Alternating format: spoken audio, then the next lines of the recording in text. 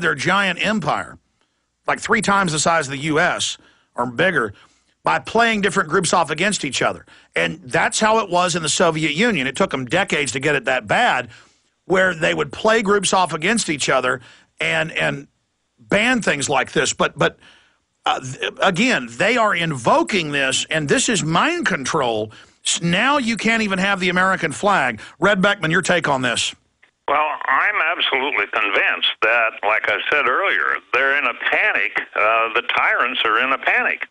Now, this morning's paper here said that the Washington Post has put the paper that the magazine, Weekly Newsweek, they put that up for sale because they're losing their subscribers.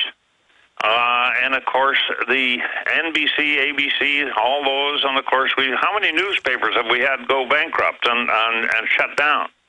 And how many of them are in financial trouble because they're spewing out this garbage, and the American people aren't buying. And, of course, you see there is some politicians saying that they've got to shut down the Internet. Well, that's not going to happen. I've got news for them. That was in the New York Times. Today they're calling for shutting down the freedom on the web. Yeah, they're talking about it, and of course what they're doing is pointing the finger at themselves as being the outlaws. They're afraid of free speech. You see, that's not American.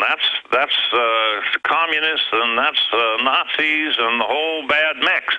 And so the American people are waking up at a rapid rate.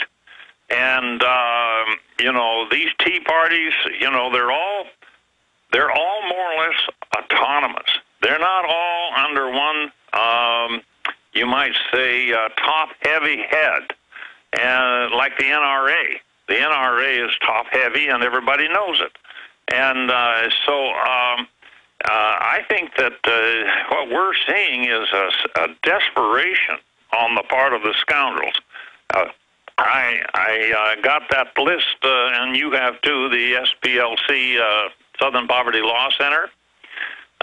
You and I are both on that list.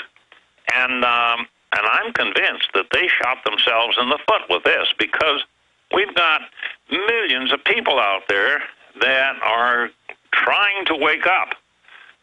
Here we've got Newsweek, they're losing their subscribers. I dare say that Alex Jones, that his audience is expanding by leaps and bounds. And I think, you know, I've been doing quite a bit of talk radio and such around, and I think that people are tuning in to Alex Jones because they don't accept Washington Post and Newsweek and Time and such anymore because they have been betrayed so many times. And so people are studying the Constitution. They see that free speech, and of course, the ACLU and such, they've been pushing free speech and First Amendment for a long time.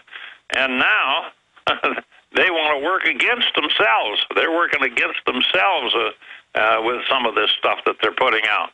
I'm a real optimist, as you well know, and I think that you know that the scoundrels, you know, if we get our grand juries back, and they're coming, and of course we've got that Dr. Manning, the black pastor in that church in Harlem, that is coming out and spelling things out. The guy is as solid as the Rock of Gibraltar, and he's got an audience.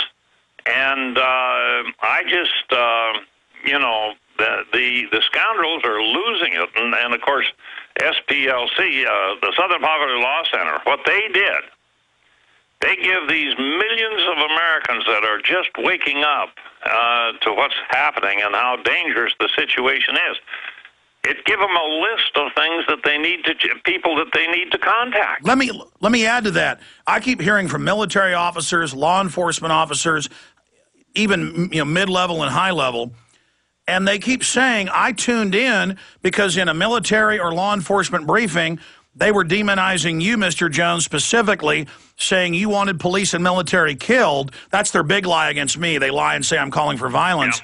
Yeah. And they tune in to hear about, to hear this evil person, and they find out it's the opposite. Then they know they were lied to by that ADL, Southern Poverty Law Center internal material. And I've been making that point all week, the point you just made. They're so arrogant. Don't they know when they come out and say, strip citizens of their citizenship, don't let citizens buy guns if we say so, arrest citizens, take their guns? That's why 18 million guns have been sold in the last year and a half. I mean, don't they? I think these people are somewhat delusional, Red. I don't think they realize that when they tell cops that I'm here on air saying murder all police, and then the cops tune in and find out it's a lie, don't they understand they're destroying themselves? It just seems like there's an insanity on their part, and it is an insanity, too, because they're not looking at reality. And if they think that they can go out and seize the guns from the American people, boy, have they got a surprise. Yeah, and I'm not looking for that surprise. I mean, they could try to incrementally ban this person on a gun and SWAT team that guy that has a gun. But if 1% of gun owners stood up, that's over 1.5 million people, and it's over. I mean, yeah. Like I said earlier, Alex, they are outnumbered big time. And, we've got over 25 million military veterans in this country. It's been over 50 years since I was in there, but I haven't forgot a lot of it, and I wouldn't be worth much, but we've got a lot of younger ones out there, and the ones I talk to are just absolutely angry to the point they just they're waiting for something to break loose, and they're gonna be sure, and they're gonna be sure to be on the right side, and that's our side. Well, that's the big. Be on the side of the folks back home. Absolutely, be on the right side of history. I mean, we are at such a crossroads, and we're here and have a fighting chance, Red, because of you and others fighting them for over 55 years. Yeah, it's just, I tell people all the time, back in the mid-'70s, I was pretty lonesome in saying what I was saying. I'm not lonesome anymore. Anybody up in the Northwest or anywhere in the country, in Montana, a low-population state, at the University of Montana Field House, the 21st and 22nd of May, they're expecting 5,000 people there. Stay there. Got a break. How well and how fast does Heart and Body Extract work to improve blood circulation? Listen. My name is Ellis, and I am 66 years old, and I live in Jacksonville, Florida. 2 years ago, I was diagnosed as having clogged arteries. I had 70% blockage in one artery leading to my heart. They wanted me to go on Plavix, but I refused, knowing the negative side effects. Heart and Body Extract is a unique balance, synergy, and proportion of herbs reaching from head to toe at maximum absorption around 95% at the cellular level. Within the first month, I felt a dramatic difference. The heaviness in my legs was reduced, and within 2 months, I felt completely normal. Your natural organic herbal formula for heart health is Heart and Body Extract. Heart and Body Extract comes with a 100% ironclad money-back guarantee. Details at hbextract.com or call 866-295-5305 for Heart and Body Extract. Call 866-295-5305, 866-295-5305 for Heart and Body Extract. Hello, Ted Anderson. Listeners of the network are familiar with the Federal Reserve note and understand the risks of deficit spending. Therefore, with catastrophic events, it comes as no surprise that some banks have currently placed limits on the amount of cash depositors can remove from their accounts. A fractional reserve system means only a small portion of your deposit is held in reserve for immediate withdrawal. Deficit spending will skyrocket through FDIC if the government is forced to insure deposits during a bank run followed by a depressed economy. A current effort is underway by the Fed along with other central banks to increase liquidity for depositors. However, an increase in money supply without equal expansion and productivity can cause inflation. In order to achieve strength and stability, I recommend a conservative portion of all investments to be calmly repositioned into gold and silver. While paper investments currently have been driven by debt, gold on its own has held value for over 6,000 years. For more information, call 1-800-686-2237. That's 1-800-686-2237.